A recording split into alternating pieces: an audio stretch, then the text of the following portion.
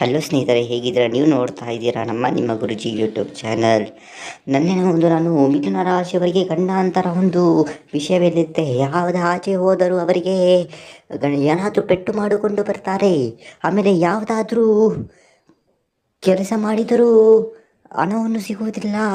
ಹಾಲು ಕಮೆಂಟ್ನಲ್ಲಿ ಎಷ್ಟೊಂದು ಜನ ಕೇಳಿದರೆ, ಅದೇನೆಂದರೆ ತಾಯಿ ಇದೆ ಹಾಲನ್ನು ಕುಡಿಯಲೇಬೇಕಾ ಗುರುಗಳೇ ಅಂತ ಕೇಳಿದರು. ಆದರೆ ತಾಯಿ ಇದೆ ಹಾಲು ಅಮೃತಕ್ಕೆ ಸಮಾನ ಅಂತಹ ಪುರಾಣ ಕಾಲದಲ್ಲಿ ಹೇಳಿದ್ದಾರೆ.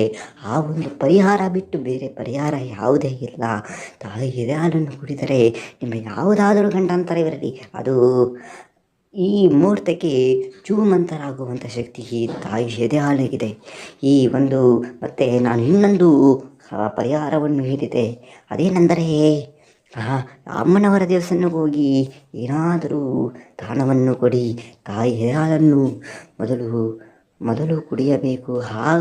ಅದಾದ ಮೇಲೆ ನೀವು ಹೋಗಬೇಕು ಅಮ್ಮನವರ ದೇವಸ್ಥಾನಕ್ಕೆ. ಧನ್ಯವಾದಗಳು.